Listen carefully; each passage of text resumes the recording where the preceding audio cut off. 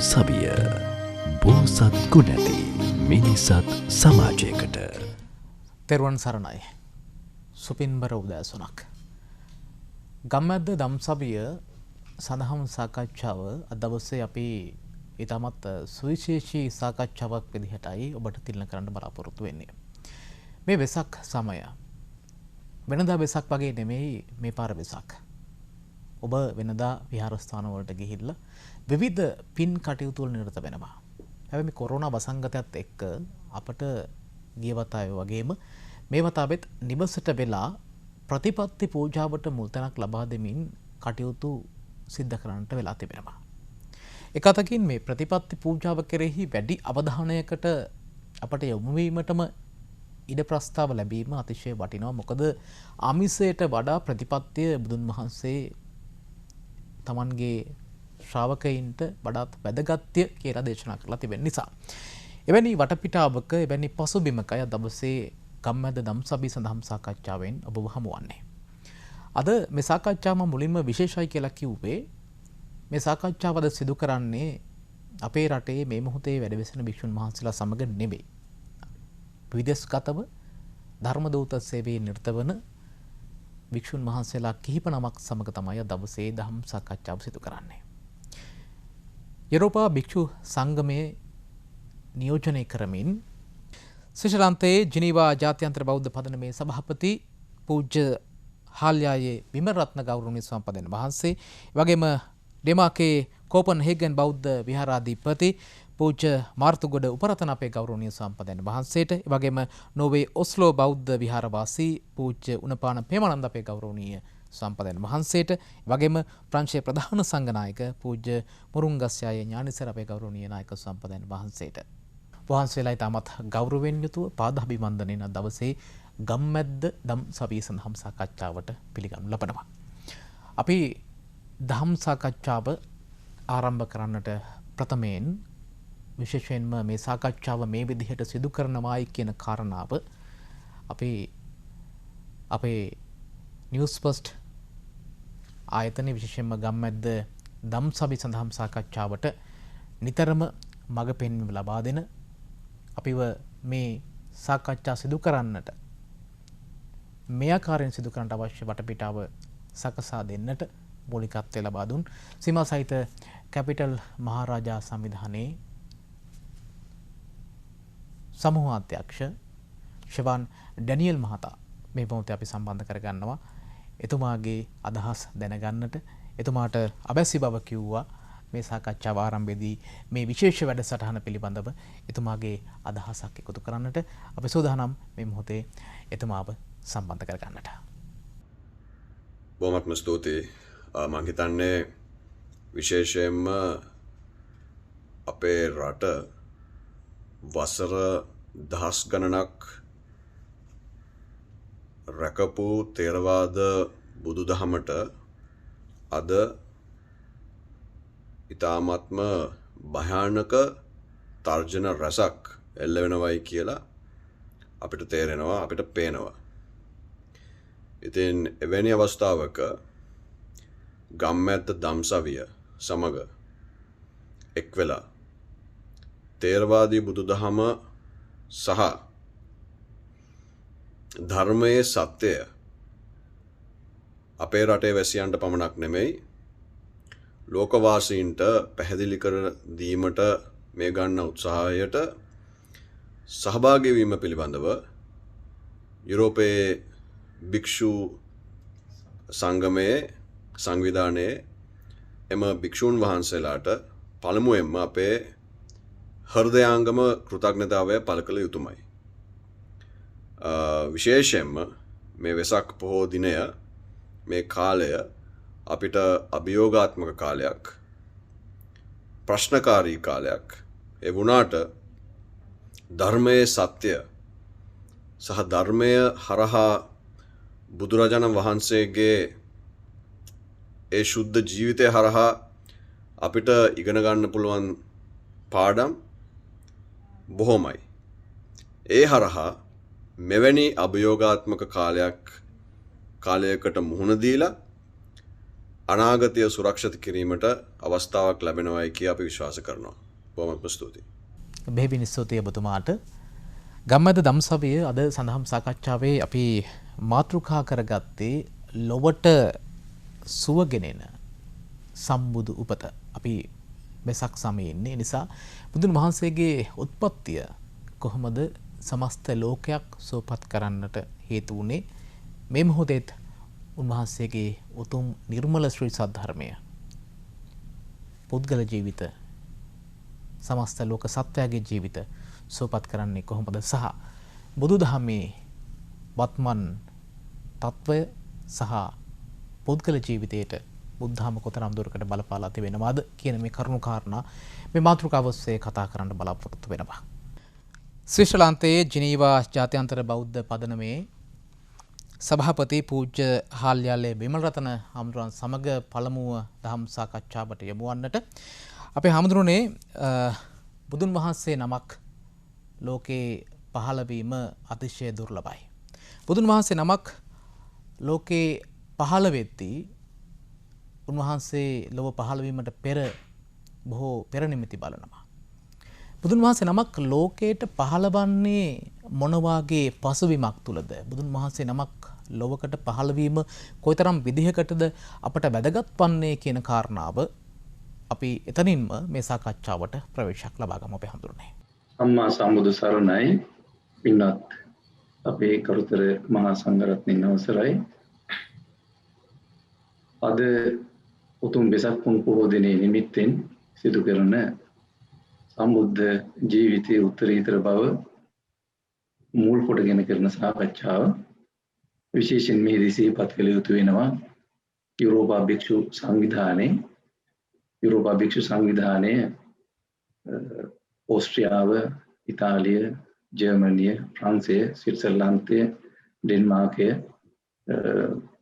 ආදී විවිධ රටවල වැඩ වාසය කරන පූජනීය මහා සංඝරත්නය සමාජිකත්වයෙන් ඉතාමත් සාර්ථකව සිදු කරන භික්ෂු සංවිධානයක්.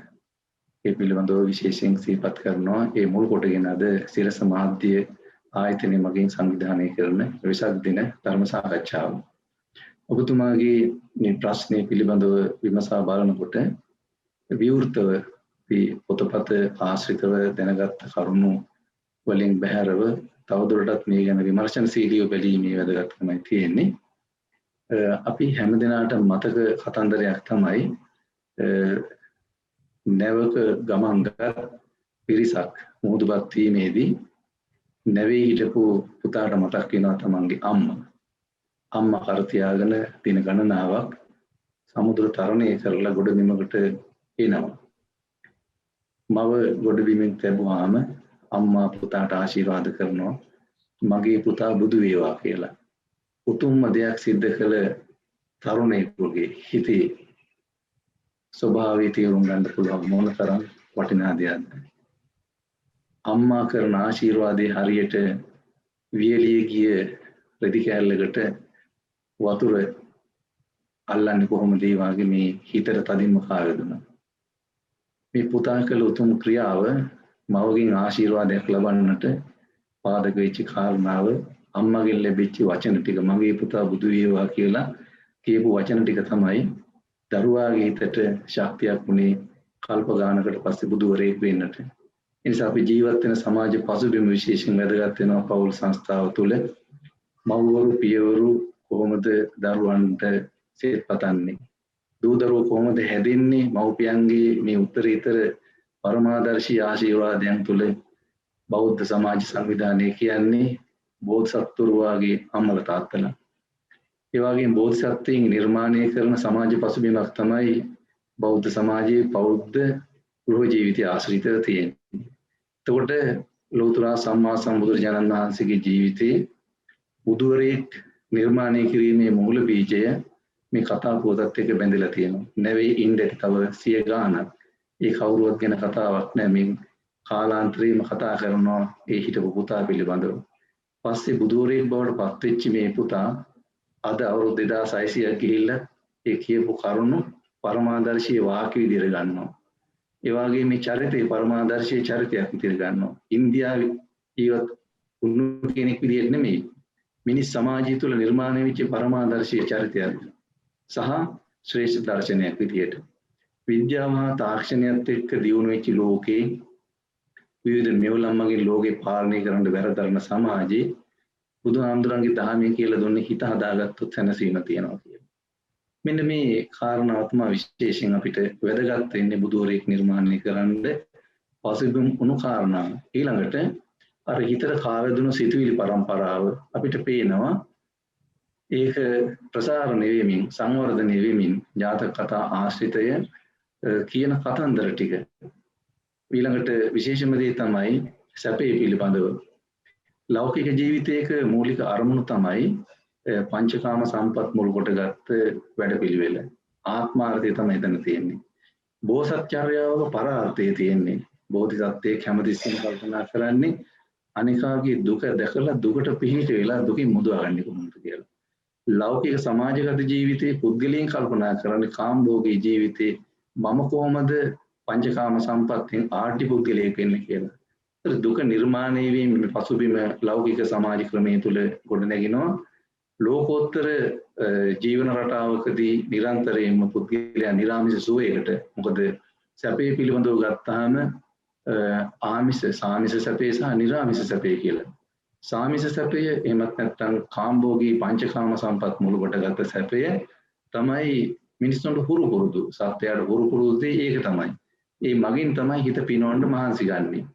බුද්ධ දේශනාවේ මූලිකම දේ තමයි පින්නොතනි මේ අනාර්ය පරිශ්‍රණයෙන් මිදිලා කොහොමද ආර්ය පරිශ්‍රණයක් ඔස්සේ ගිහිල්ලා නිරාමිෂ සුවයක් ලබන්නේ.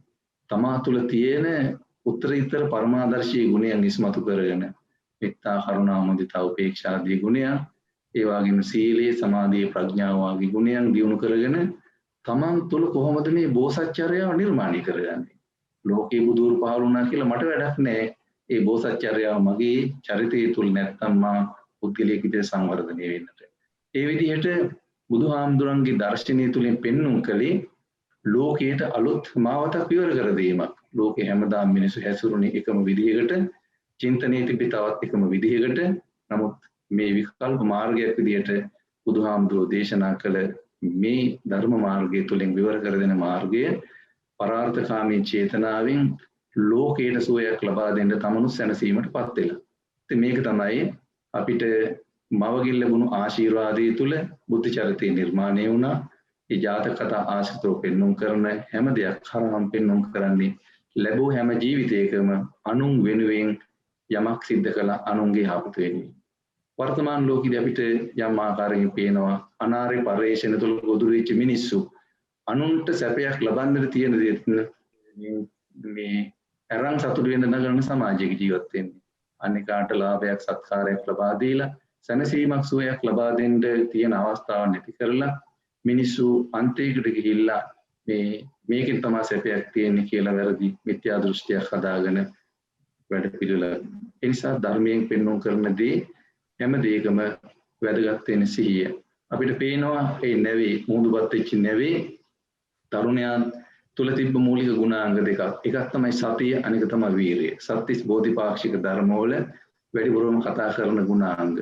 එතකොට ජීවිතයක් නිවැරදි මාවතක් ඔස්සේ යෑමේදී වොමනාම කරන දේ තමයි නිවැරදි සිහි කල්පනාවක් ඕන. ඒ වගේම වීරියක් තියෙන්න ඕනේ, අදිෂ්ඨානයක් තියෙන්න ඕනේ අරමුණ කරා යන්නට. මේ සමස්ත බෝසත්චර්යාව තුලම පෙන්වන කරන්නේ මේදී බුදු කෙනෙක් ලෝකයට පහළ වීමේ සැපය අදට තියෙන්නේ අපිත් මේ ධර්ම ඉගෙනගෙන ඒ චර්යාවන් තුළ සංවර්ධනය වෙන මිනිස්සු බවට පත් වුණාම ලෝකෙට ලොකු සේවයක් කරන්න පුළුවන්. වර්තමානයේදී මේ කොවිඩ් වසංගතය හරහා ජීවිත පරදුවට තියලා සේවය කරන වෛද්‍යවරු ඇතුළු කොටගත් පිරිස ජීවමාන බෝසත් චරිත විදිහට තමයි අපිට පේන්නේ.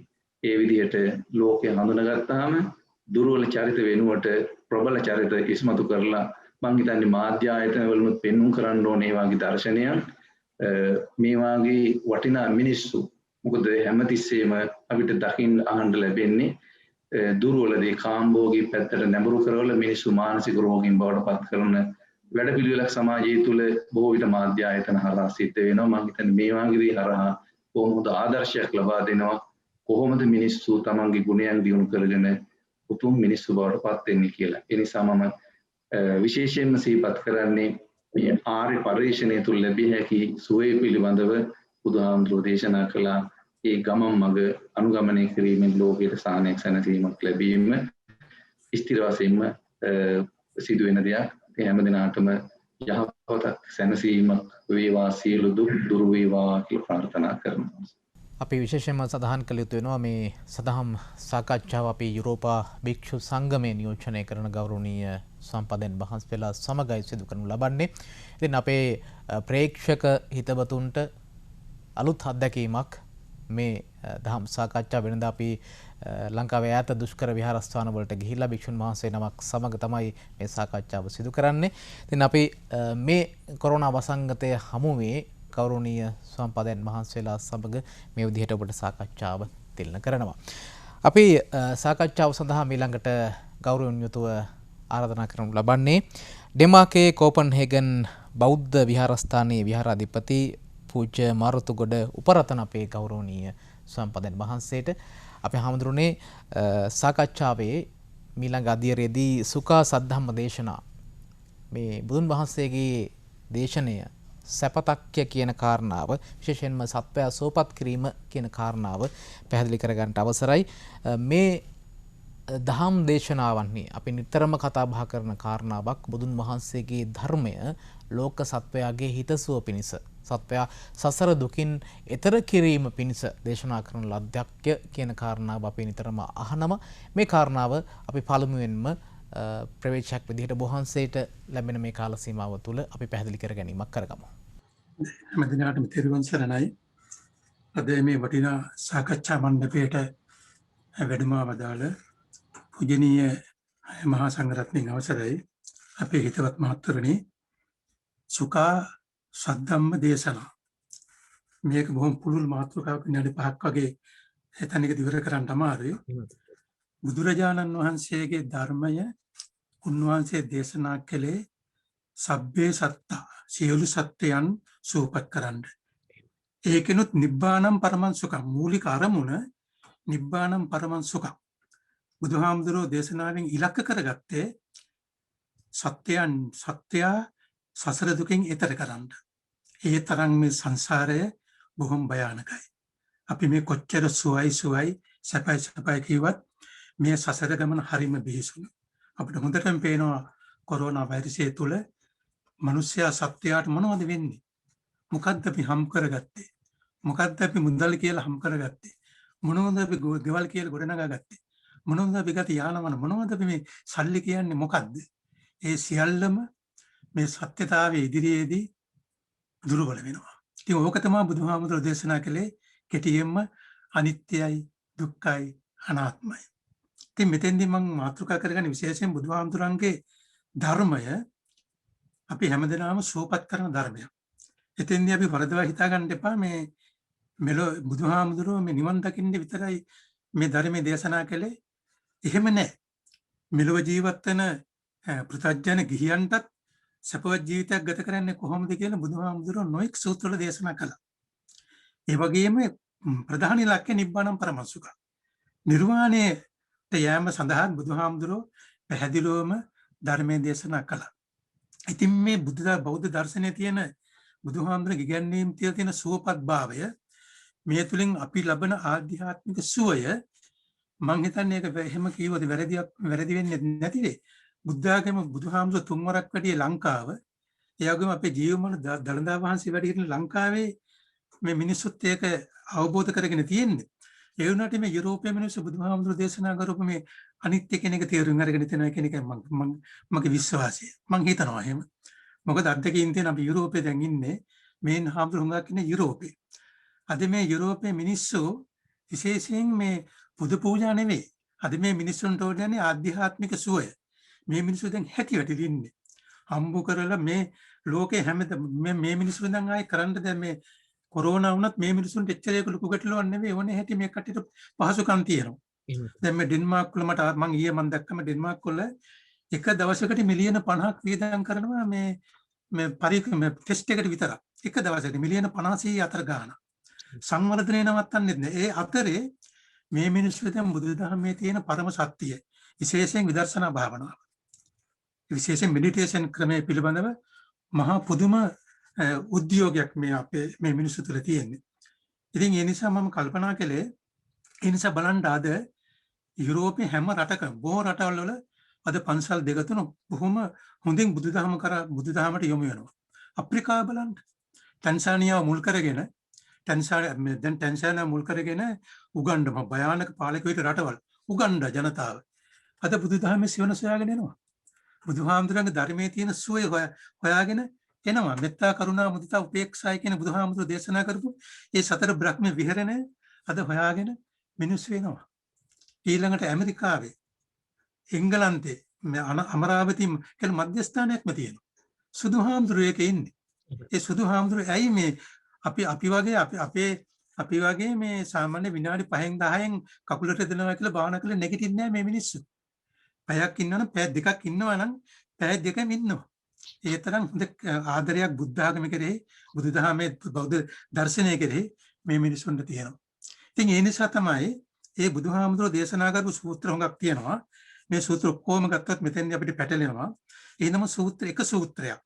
බුදුහාමුදුරුවෝ සැපය කියලා බෞද්ධ දර්ශනය තුල තියෙන උතුම්ම සැපය නිර්වාණය පිළිබඳව දේශනා කරපු හොඳම සූත්‍රය තමයි ධම්සක්පවත්තන සූත්‍රය.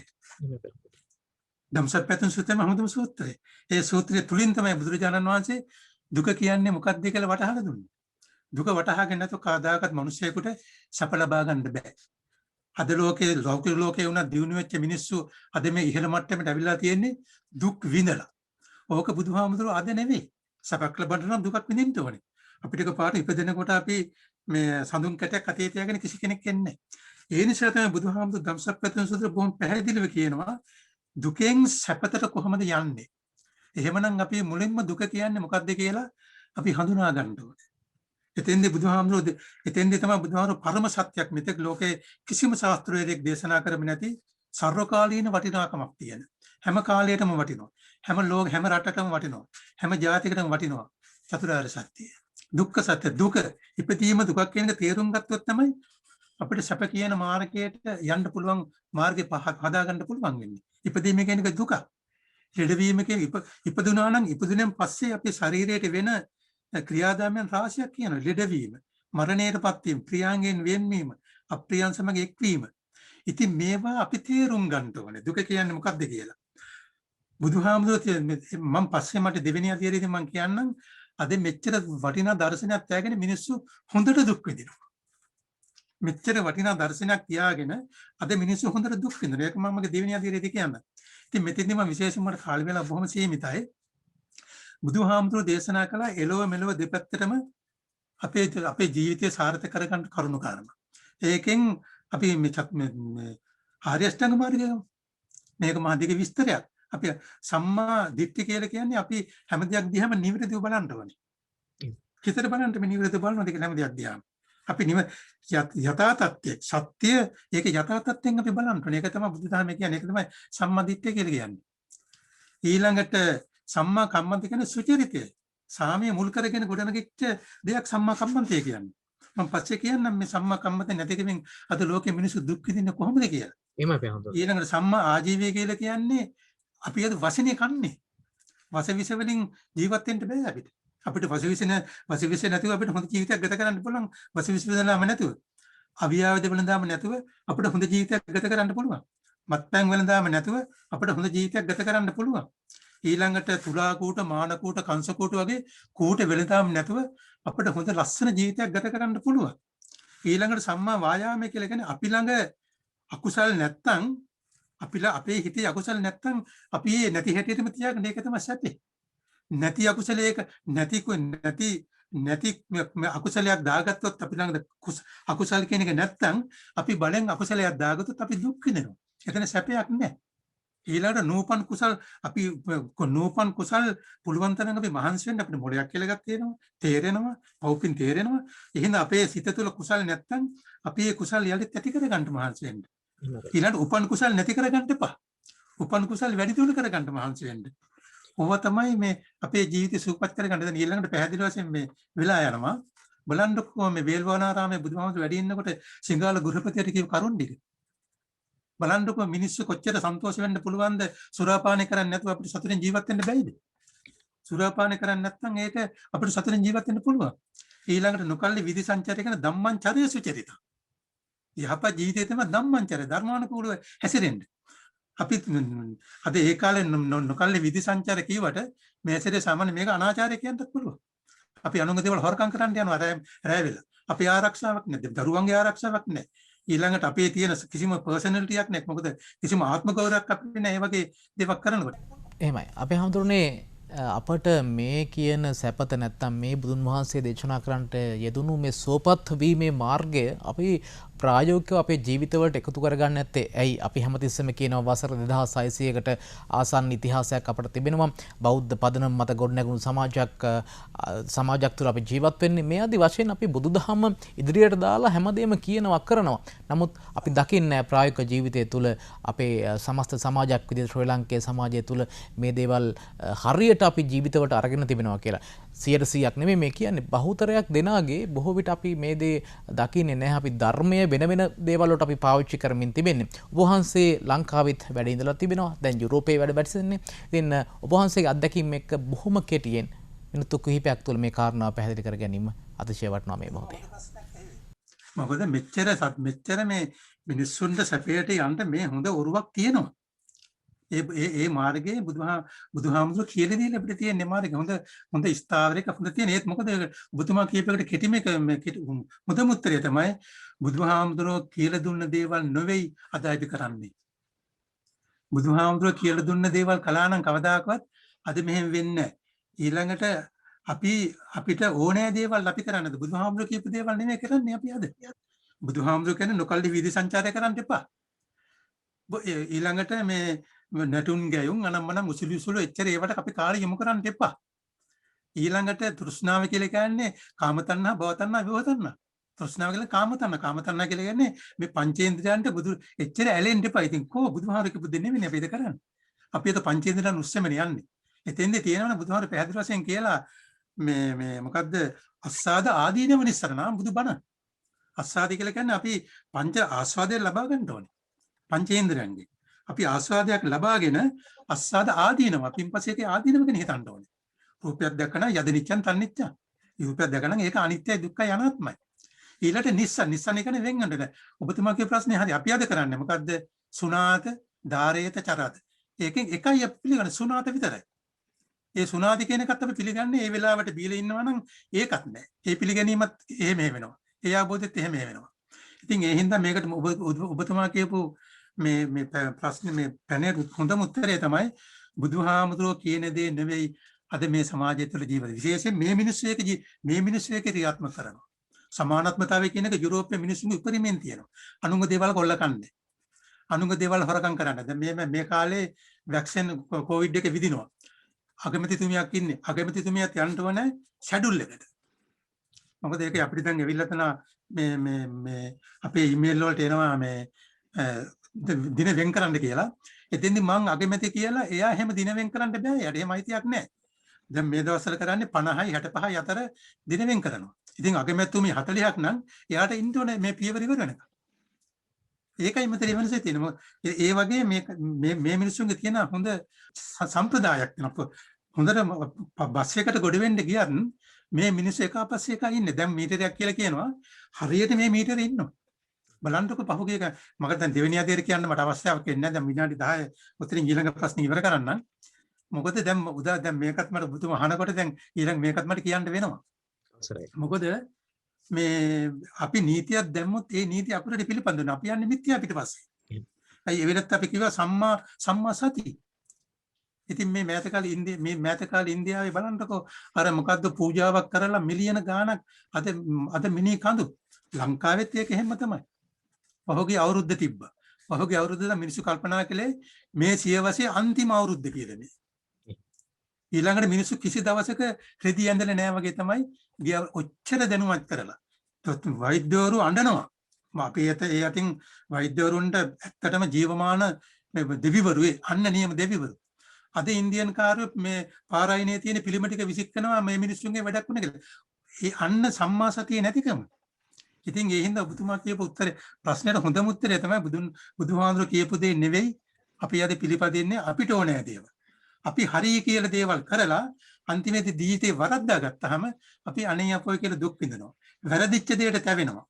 ඒකයි මෙතන ශෝක වෙනවා. ඒ හින්දා අපි බුද්ධ ශ්‍රාවකයෝ. අපි ශ්‍රාවකත්වයට පත් වෙනවායි කියලා කියන්නේ අපි ශ්‍රාවකත්වයට පත් වුණා කියලා කියන්නේ බුදුහාමුදුරන්ගේ ධර්මයේ නිවැරදි හැටියට තේරුම් ගැනීම.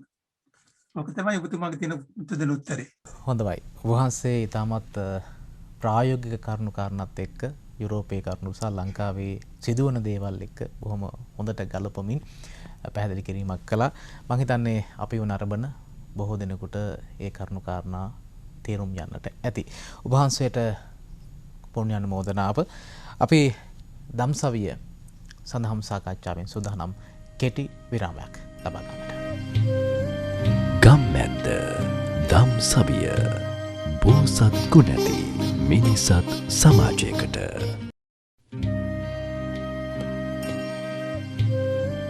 ගම්මැද්ද දම්සවිය බෝසත් ගුණැති මිනිසත් සමාජයකට. ඔබ නැවතත් ගම්මැද්ද දම්සවිය සමග. අපි අද දවසේ සාකච්ඡා කරමින් ඉන්නේ විශේෂයෙන්ම මේ වෙසක් සමය. වෙනදා වගේ අපට වෙසංග සැමරීමට අවස්ථාවක් නැහැ. කෙසේ නමුත් තථාගත අමාමෑණී සම්මා සම්බුදුරජාණන් වහන්සේ දේශනා කරන්නට යෙදුණු උතුම් චතුරාර්ය සත්‍ය ධර්මය තේරුම් ගනිමින් මෙවර වෙසංග ප්‍රතිපත්තියෙන් යුතුව සමරන්නට අවැසි වටපිටාවක් අපට තිබෙනවා. බුදුන් වහන්සේ නමගේ ලොව පහළ වීම කොයිතරම් දුරකට ලෝක සත්වයාට වැදගත්ද කියන කාරණාවත් එක්කයි මේ සාකච්ඡාව අපි මේ විදිහට කරගෙන ආවේ. විශේෂයෙන්ම යුරෝපා භික්ෂු සංගමය නියෝජනය කරමින් ගෞරවනීය සම්පදන් වහන්සේලා අද මේ සාකච්ඡාවට සම්බන්ධ වන්නේ. අපි මේ මොහොතේ තමත් ගෞරවයෙන් යුතුව මේ සාකච්ඡාවට සම්බන්ධ කරගන්නවා. නෝර්වේ ඔස්ලෝ බෞද්ධ විහාරවාසී පූජ්‍ය උණපාන පේමානන්ද අපේ ගෞරවනීය සම්පදන් වහන්සේ. අපේ හඳුරන්නේ බුදුන් වහන්සේ නමක් ලෝකේ පහළ වීමත් එක්ක අප මුලින් සඳහන් කරන්නට යෙදුණු ගාතාවත් සමග සම්බන්ධ කරලා ගත්තොත් සුඛා සංඝස්ස සාමග්ගී. විශේෂයෙන්ම මේ බුදුන් වහන්සේගේ දේශනාව තුළ සංඝයා වහන්සේලාගේ මේ සමගිය විස්තර වීම කොහොමද සඳහන් වන්නේ? මේ ධම ඉදිරියට අරගෙන එන්නට එදා මෙදා තුර භික්ෂුන් වහන්සේලා සිදු කළ කාර්යභාරය මෙපමණයි කියලා කියන්නට බෑ. ඒ නිසා මේ මොහොතේ මේ සංඝයා වහන්සේලාගේ සමගිය මේ ධමේ පැවැත්ම කෙරෙහි කොහොමද බලපෑන්නේ කියන කාරණාවෙන් ඔබ වහන්සේගේ සාකච්ඡාවට ප්‍රවේශයක් ලබා ගමු. තෙරුවන් සරණයි සියලු දෙනාටම. ගෞරවනීය මහා සංඝරත්නයන් අවසරයි. වෙසක් සමය තුල ගම්මැද්ද දම්සවිය මගින් ඉදිරිපත් කරන මේ දහම් සාකච්ඡාවෙන් අපි යම් කුසලයක් අත් කර ගන්නවා නම් ඒ කුසලයෙන් කොරෝනා වසංගතයෙන් දුක් විඳින මුළු ලෝකයාම සුවපත් වේවා කියලා පළමුව ප්‍රාර්ථනා කරනවා. අපේ මනෝජ් මහත්මයා අහපු ප්‍රශ්නය අපි තේමාව වශයෙන් තබාගෙන තිබෙන ගාථාවේ 3 වෙනි පාඨය සුඛා සංඝස්ස සාමග්ගී, සංඝයාගේ සැපය, සංඝයාගේ සමගිය සැපයක්. මේ පාඨය තුල ඊටම වටිනා දහම් කාරණයක් අන්තර්ගතයි. මේ පළමු අවස්ථාවේදී මම කැමති මෙහි තිබෙන මේ දහම් කාරණය කෙටියෙන් පැහැදිලි කරන්න. සංඝයාගේ සමගිය සැපයක් කියන මේ දහම් පාඨය තුල තිබෙනවා පද තුනක්. සංඝයා කියලා කියන්නේ භික්ෂු සංඝයා, භික්ෂුණී සංඝයා, උපාසක සංඝයා, උපාසිකා සංඝයා. බුදුරජාණන් වහන්සේගේ ශ්‍රාවකයන්. සාමග්ගී කියලා කියන්නේ සමගි සම්පන්න බව, සමසිත දරන බව. සමසිත දරන බව, සමගි බව කියන එකෙන් අදහස් වෙන්නේ තමන්ගේ සිත තුළ මෛත්‍රී සහගත කාය කර්මයේ තියෙනවා. මෛත්‍රී සහගත වචී කර්මයේ තියෙනවා. මෛත්‍රී සහගත මනෝ කර්මයේ තියෙනවා. මේ මිතුරු සහගත බව කියන එක තමයි මෛත්‍රී සහගත බව කියන එකේ තේරුම. මිතුරු සහගත බව තියෙන්න ඕන තමන් කෙරෙහි.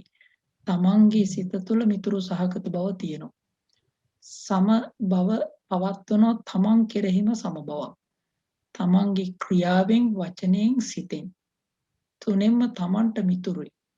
ඒ මිතුරු බවම සමගි සම්පන්න වෙනවා අනෙක් අයත් එක්ක.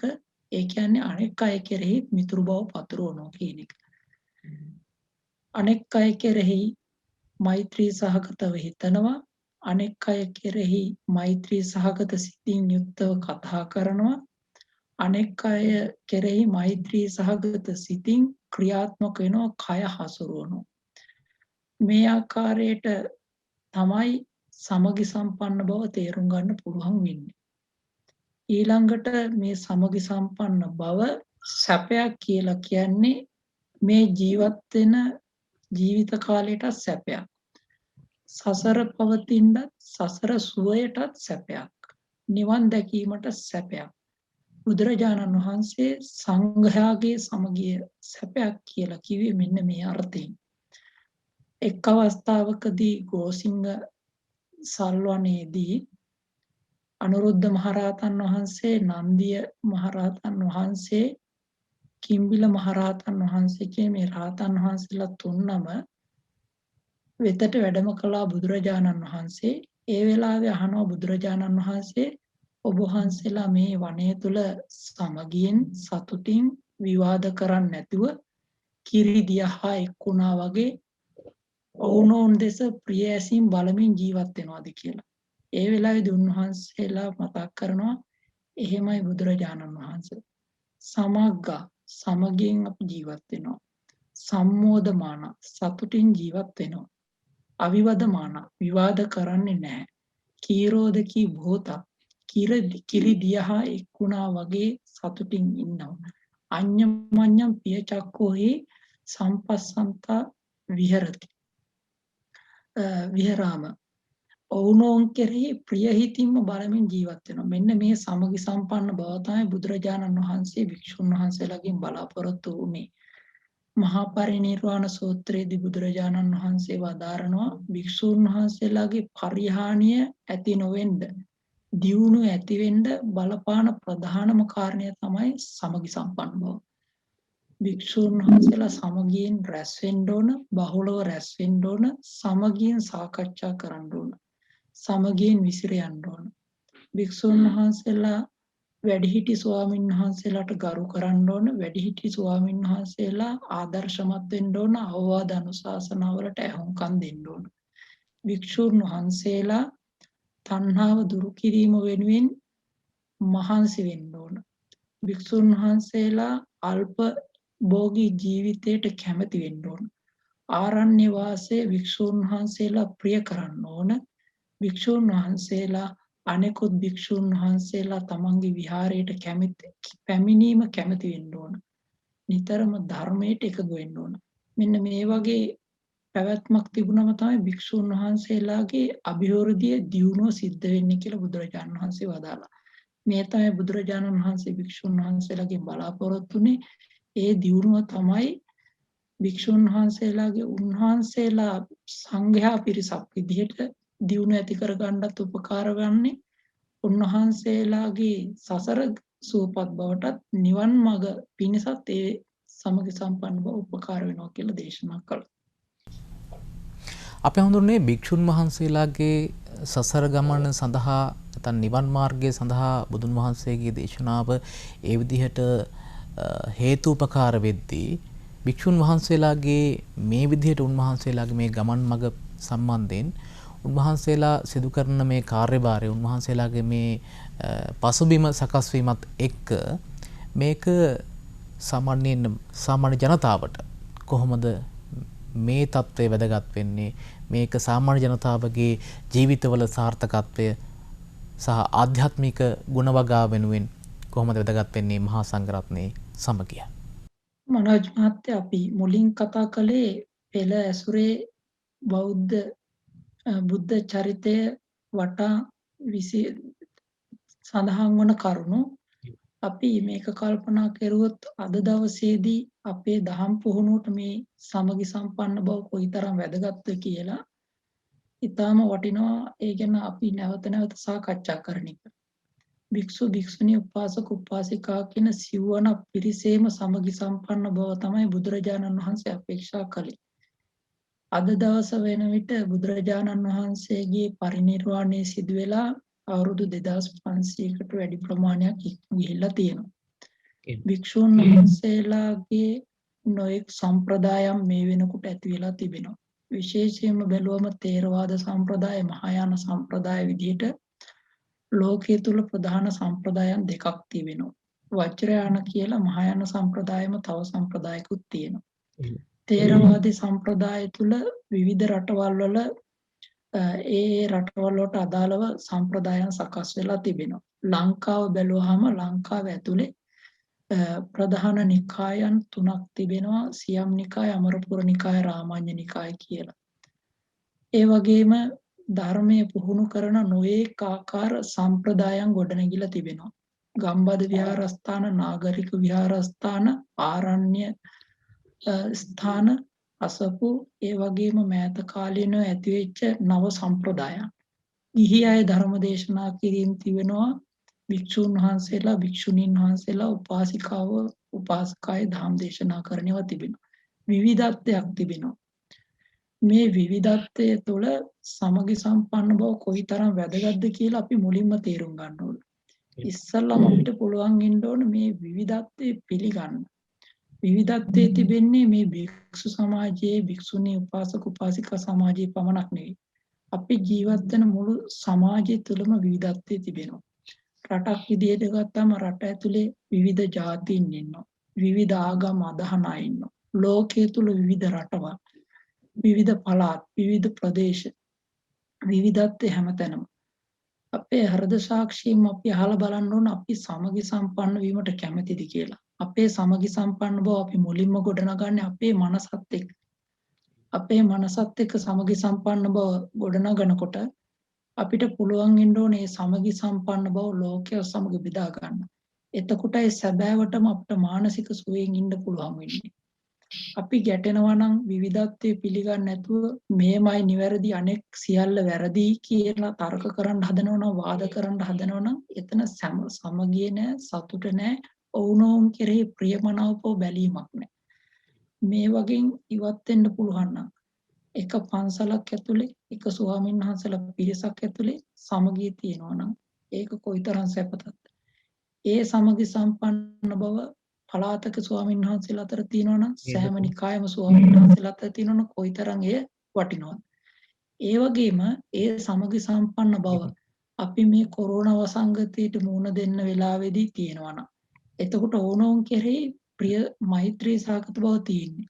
එතකොට මේ කොරෝනා වසංගතය තුළ අපි පිළිපදින්නේ අපි කෙරෙහි මෛත්‍රියෙන් විතරක් නෙවෙයි.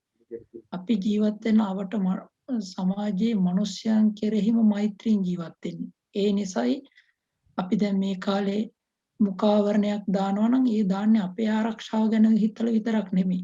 අනෙක් අයගේ ආරක්ෂාව වේවා කියන මිතුරු සහගත හැඟීමෙන්. අන්න එහෙමයි මේ සමගි සම්පන්න බව කියන එක අපේ ප්‍රායෝගික පුහුණුවට ලබා ගන්න ඕන. ඒ වගේම අපිට පුළුවන් වෙන්න ඕන සමගි සම්පන්න බවට විරුද්ධව තිබෙන වාද විවාද කරන හැම තැනකදීම අපි මධ්‍යස්ථ සිතක් දරන්න. ඒ වගේ පැති ගන්නේ නැතුව මේ වෙලාවේදී ලෝකේ රටවල් දෙකක් අතර යුද්ධයක් ප්‍රසිද්ධ වෙලා තිබෙනවා. පලස්තීනයේ සහ ඊශ්‍රායලයේ. අපිට පුළුවන් වෙන්න ඕන අපේ මනස පවත්වන්න යුද්ධය අවශ්‍ය නැහැ කියන තැන. එහෙම නැතුව මේ රටටයි අපි සහාය දෙන්න ඕන, මේ රටටයි විනාශය වෙන්න ඕන කියලා ප්‍රාර්ථනා කරන එක නෙමෙයි. හැම තැනකදීම බුදුරජාණන් වහන්සේගේ ශ්‍රාවකයෝ විදිහට යුද්ධය, ගැටීම, විවාද කිරීම වෙනුවට සාමය, සමගි සම්පන්න බව, මිතුරු සහගත බවම අපේක්ෂා කරන්න ඕන, හෘදයාංගම වෙන්න ඕනේ සඳහා. එවිටයි අපේ සැනසීම සිදු වෙන්නේ. ඒක තමයි සුඛ සංඝස සමග්ගී කියලා කියන්නේ. අපේ හඳුන්වන්නේ වහන්සේ අවසාන වශයෙන් සඳහන් කරපු කාරණා අතිශය වැදගත්. මේ වෙලාවේ සමස්ත ලෝකයක් එක පැත්තකින් කොරෝනා වසංගතයෙන් පීඩාවට පත් වෙලා, තවත් පැත්තකින් යුදමය වාතාවරණයත් එක්ක පීඩාවට පත් වෙලා බුදුන් වහන්සේගේ ධර්මය විශ්ව දහමක්.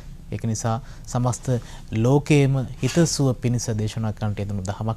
වහන්සේලා මේ උතුම් තේරවාදී දහම ලෝකයේ පුරා මිනිසුන්ගේ ජීවිත සුවපත් කිරීම උදෙසා මේ විදිහට ධර්ම දූත සේවයේ යෙදෙන්නේ. වහන්සේලා මිනිසුන්ගේ හදගැස්ම හොඳට හඳුනනවා. ඒ ජීවිත සුවපත් කිරීම උදෙසා කරන කාර්යභාරය මේ වෙද්දී අපි හොඳ ආකාරව දකිනවා. ඒ අපි හැම මොහොතකම අගය කරනවා ගම්මැද්ද දම්සභිය විදිහට.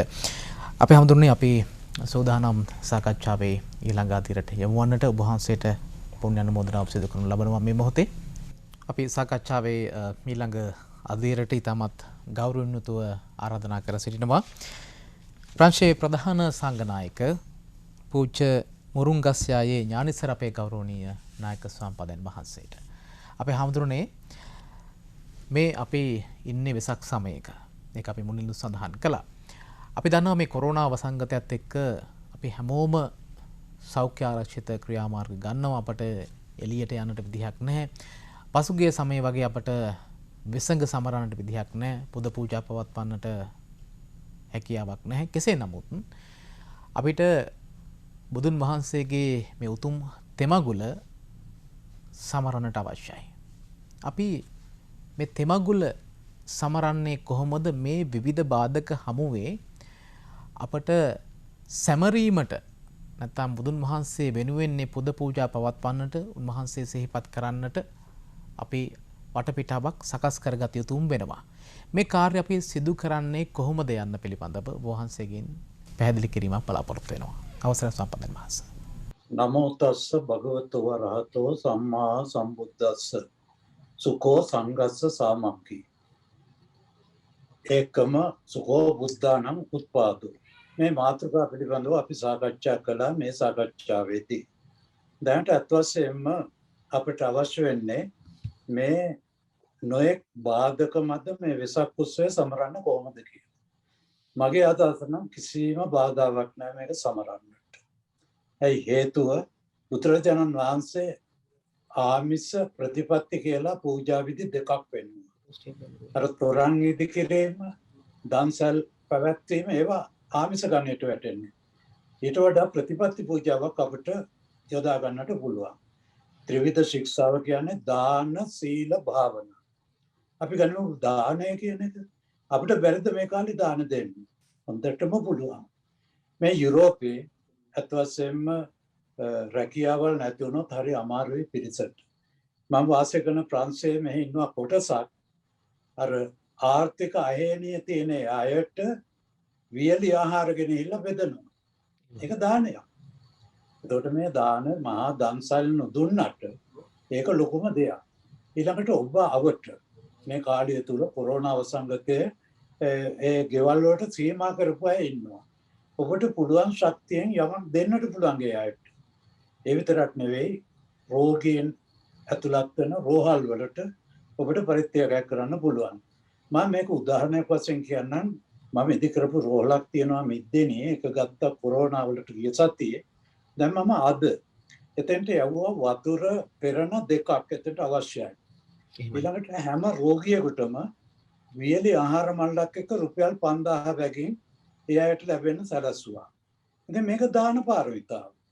මේ ව්‍යසනයේදී අපිට ප්‍රසිද්ධ වශයෙන් මම එක උදාහරණයක් වශයෙන් ඔය විදිහට ඔබ අවටින්න කෙනෙකුට දෙන්නට පුළුවන් ඔය දානය. ඊළඟට සීල් රකින්නට පුළුවන්. සීලය කියන එක තමන්ගේ කාය වචනය සංවර කර ගැනීම. ඒකට මේ කොරෝනා බාධාවක් නෙවෙයි. මේ ඔක්කොටම වැඩිය අපි සඳහන් කරපු භාවනාව. භාවනාව වඩන්නට හොඳම කාලය මේ. මෛත්‍රී භාවනාව, පිළිකුල් භාවනාව, ඒකම මරණානුස්සති භාවනාව. මේ ඔක්කොම වඩන්නට පුළුවන්. කොරෝනා ව්‍යසනයෙන් අපි දන්නවා මොන තරම් පීඩා විඳිනවද ලෝක සත්‍යය. අපිට පුළුවන් අනේ මේ සියලු සත්‍යය සුවපත් වෙත්වා, ඒ වගේ දුකටපත් නොවේවා කියලා මෛත්‍රී වඩන්න. ඊළඟට පිළිකුල් භාවනාව කියනකොට අපිට පේනවා ඉන්දියාවේ ගංගාවල් වල පාවන මලමිනි. ඒවා දැක්කම අපිට පිළිකුලක් ඇති කරගෙන ඒ ඔස්සේ ගණන් කරන්නට පුළුවන්. මරණය පිළිබඳව කතා කළාම දැන් මේ මොහොත වෙනකොට 34 ලක්ෂය ඉක්මවලා ලෝකේ මරණ. එන්න මේක පිමි පුරනවා. ඒකම රෝගීන් තත්ත්වය ගත්තාම අපි දන්නවා කෝටි 16 ඉක්මවලා දැන් 17ට පිය නගනවා. ඉතින් මේවා අපිට භාවනාවක් වශයෙන් සඳහන් කරන්න පුළුවන්. මරණානුස්සති භාවනාව. මරණය අපිටම කවදාත් පොදුයි කියනවා. ඉතින් අර මම මතක් කරපු ප්‍රශ්නේදී තිබුණා කොහොමද අපි මේවා යොදාගන්නේ? යොදා ගන්න කියන්නේ මේ මුඛ ආවරණය. ඇත්ත වශයෙන්ම ඒක සතිය. අපි දන්නවා ආර්ය අෂ්ටාංග මාර්ගයේ සතිය කියලා දෙයක් තියෙනවා. ඒකම සත්‍ය බොජ්ජංග වල සතිය තියෙනවා. මේ සිහිය තමයි ප්‍රධාන වන්නේ මේ රෝගයෙන් ආරක්ෂාවක් ලබන්නට. සිහිය තියනවා නම් නාහයයි කටයි ආරක්ෂා කරගත්තොත් සිහියෙන් යුක්තව සති සම්පජඤ්ඤ සිහියෙන් යුක්තව ආරක්ෂා කරගත්තොත් මේ රෝගේ අපිට වැළඳෙන්නේ නැහැ. ඒක නිසා මේ බුදුදහමට දක්වන මේ ඉගැන්වීම් ඒ විදිහට යොදා ගන්නට පුළුවන්. තවත් එක කරුණක් මම ආර්ථික වශයෙන් සඳහන් කරන්නම්. සිගාලවාද සූත්‍රය අපිට උගන්වලා තියෙනවා අපි හරියම්බ කරන ධනයෙන් 4න් 1 කොටසක් වෙන් කරලා තියන්න නිතරම. 3යි ප්‍රයෝජනට ගන්න තියෙන්නේ. අද මේ රක්ෂණ ක්‍රමය බුදුහාමුදුරුවෝ එදා අවුරුදු 2500 ගණන්ට ඉහත රක්ෂණ ක්‍රමයක් හඳුන්වලා දුන්නේ. ඒක අනුගමනය කළා නම් අද අපි දන්නවා සමහර පවුල් වලට කන්න නැහැ. මට තාම කනගාටුයි කියන්න මේ මම දානයකට ගියා පෙරීදා. එතන එයාට වෙනත් අය එකතු වෙලා දානය දුන්නේ. ඒ පියා සඳහන් කරනවා රස්සාව නැති වෙලා පුතා ඉරෝ දෙකක් ඉන්නවා. මේක දෙන්න බැරුව ඒ දරුවාට දෙන්න බැරුව මේ පියා ඇඬුවා. එතකොට මේකෙන් තේරෙන්නේ අර තමන්ගේ කොටසක් වෙන් කරලා තිබුණා නම් 4න් 1ක්. එතකොට අපිට පුළුවන් මේ වගේ व्यसනයකදී තැම්පත් කරගන්නට බුදුහාඳුරු දේශනා කළා තියෙන්නේ ආපදාසු භවිස්සති. ආපදාවක් වුණා මේ ගන්න තියෙන්න ඕන. ඒකම පින්නතුනේ අවසාන වශයෙන් මම මතක් කරනවා මේ व्यसन අපේ හොඳ පැත්තට යොදා ගන්න පුළුවන්. ඔබට මතකයි කිසා ගෞතමිය දරුවා මල බව නොදැන හැමතැනම වෙදකම් හොයන්න ගියා. බුදුහාඳුරෝ වෙදකම් කරන්නම් කිව්වා. අපි ටිකක් හොයන්න යන්න කිව්වා. හැබැයි නොමලගේකින් කියලා කොන්දේසියක් දැම්මා. ඊට පස්සේ ඒක හොයාගෙනකොට එතුමිට තේරුණා මේ හැමෝම මැරෙනවා කියලා.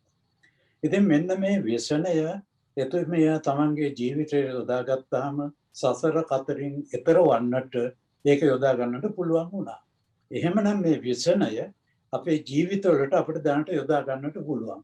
පටාචාර කතාව ගත්තත් ওই කාරණේමයි දරුවෝ දෙන්න ස්වාමියා මාව පියා සහෝදරයා ඔක්කොම මිය ගිහිල්ලා පිස්සියක් බවට පත් වුණා. ඒ व्यसනය තුලින් බුදුහාඳුරෝ සමීපයට ගිය තුමිය අවසානයේදී සතර ජය ගත්තා. මෙන්න මේ කාරණා දෙකම ඉදිරිපත් කළේ අපට පුළුවන් මේ කොරෝනා වසංගතය තුලින් අපේ ජීවිතයේ සංසාර වශයෙන් ජය ගන්න. මෙලොව වශයෙන් ජය ගන්නට පුළුවන් අර සඳහන් කරපු සතිය සිහිය ඇතුව කටයුතු කළොත්. මුඛාවරණය ඒ තුලින් නාසය කට තුලින් ඇතුල් වීම බලක්වන්නට ඕන. අතෝදන්නේ ඒකටනේ. ඒ නිසා පින්නතුනේ මේ කොරෝනා වසංගතයේ කිය අපි වැළපෙන්නේ නැතුව ඒ අපේ ජීවිතයට මෙලොව වශයෙන් පරලොව වශයෙන් අර්ථයක් වන ආකාරයට යොදා ගන්න ඒ සඳහා ලෙඩ රෝග මරණ ආදී අපට උපකාරී කරගන්නට පුළුවන්. ඒ තුලින් ඔබට මේ වෙසක් සතිය වෙසක් කාලය කොරෝනා වසංගතයෙන් තම ජීවිත ජය ගන්නට ශක්තිය ලැබේවා කියලා ප්‍රාර්ථනා කරමු. අපේ හඳුරුනේ අවසාන වශයෙන් මේ සාකච්ඡාවේ අපි අන්තිම කාල සීමාවට ඇවිල්ලා ඉන්නේ. අපි රටක් විදිහට විශේෂයෙන්ම ජාතියක් විදිහට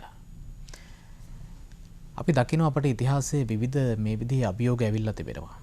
හැබැයි අපි ඒ තැන් වලින් හරි විදිහට උපදේශය අරගෙන අත්දැකීම අරගෙන අපි නැගිට්ටද මෙවැනි උතුම් නිර්මල දහමක් තියෙද්දී පුද්ගල ජීවිතයේ සෑම පැතිකඩක්ම නිවැරදිව පෙන්වන රටකට සමාජයකට නායකයින්ට නිවැරදි දැක්මක් ලබා දෙන ආධ්‍යාත්මික ජීවිතය වගේම තමයි භෞතික ජීවිතයේ යහපැවැත්ම වෙනුවෙන් මඟ පෙන්වීමක් කරන මෙවැනි දහමක් තියෙද්දී අපි ඇත්තටම වැරදෙන තැන්වලදී අපි හදාගන්නවද කියන ගැටලුව තියෙනවා. මේ මොහොතේදීත් අපි පළමු රැල්ල, දෙවන රැල්ල, තෙවන රැල්ල ගැන කතා කරනවා ශ්‍රී ලංකාවේ මේ කොවිඩ් ප්‍රශ්නයේදී.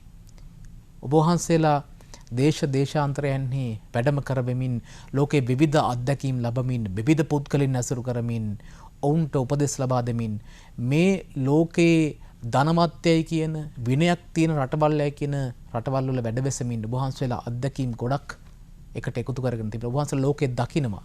ඔබ වහන්සේ ලෝකෙට පේනවා. අපේ හැමදෙරෝනේ අපිට අත්දැකීම් අරගෙන නැගිටින්න පුළුවන් නම් එතනට අපි කොහොමද මේ රට මෙහෙවන්නේ?